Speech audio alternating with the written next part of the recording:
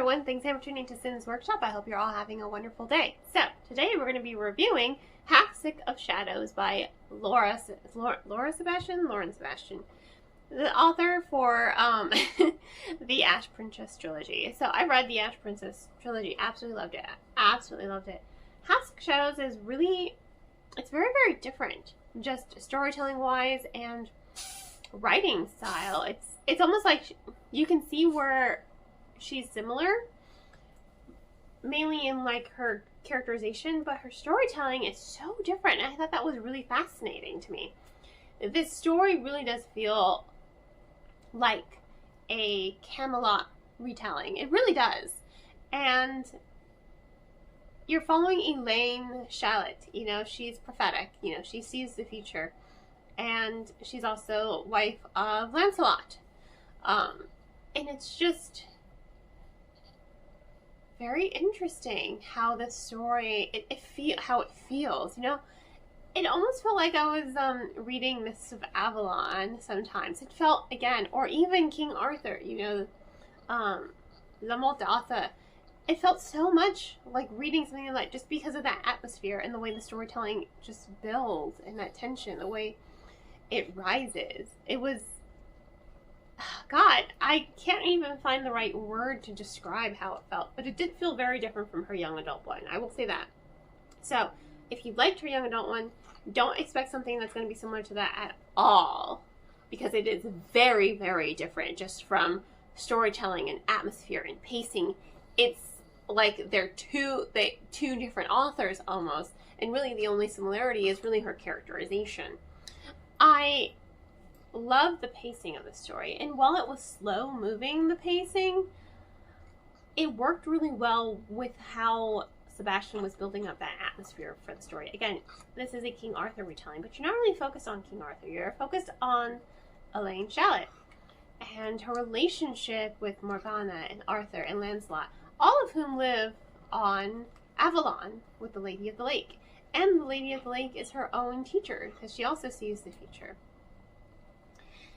And we all know how the story ends.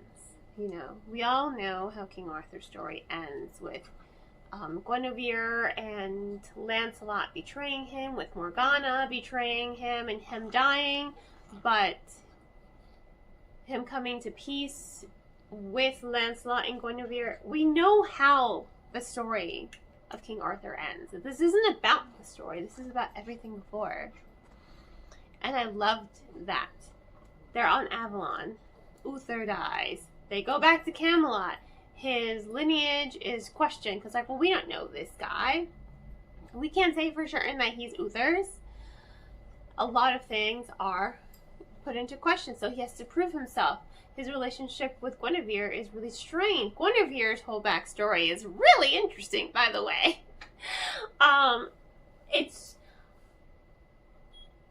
just so wonderful how it develops, because as the story's going, you know, Elaine and Lancelot, you want to tell her, and even she knows, because again, she can see the future. She knows bits and pieces are what's going to happen, but decisions change. Nothing is set in stone. So she knows things aren't set in stone, but seeing like Lancelot and Guinevere together, it makes her not really be in the relationship with Lancelot, but then she does end up with Lancelot, and just, it's so heart-wrenching and gut-wrenching, because she's really just fighting. She wants to tell everyone what she sees in the future, and she has to fight herself, because it's like, no, I can't tell them what's going to be in the future, because if I tell them, then they might make that future happen, and there's still a chance that I can unravel it, because this future's changing all the time. And it's just emotional. It's so emotional. And you feel so bad for her, especially because you can tell Lancelot loves her. He does love her. And you can tell Guinevere and Arthur love each other.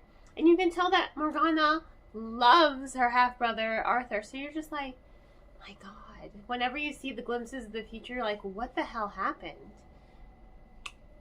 to lead to that?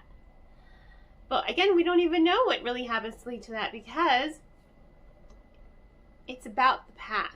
The story is about the past. The story is about the relationships and who these characters are. It's not about, you know, King Arthur. It's about these cast of characters before they gained notoriety upon his death. And I just loved the way that I was able to really connect to these characters and feel to them. And I love the feel of the story and how it felt very medieval and how it felt very much like a King Arthur story. And it didn't even feel like it was trying too hard. It felt effortless. It felt effortless as far as the retelling is concerned, and just the tension, and it was really a wonderful story. And I loved how different it felt from her young adult series. I loved how it was just so different. Because who wants to read the same exact thing all the time? We love certain authors for certain reasons, but when they do something new and fresh, and they do it so well, you're just like, you fall in love with that author again, and you fall in love with their storytelling again. So honestly, it was such a wonderful story. I do highly recommend it, especially if you like King Arthur retellings, and if you liked Mist of Avalon, if you liked Merlin, that miniseries Merlin, which I do love that miniseries Merlin. Not the TV show, the actual miniseries, but with Sam Neill. But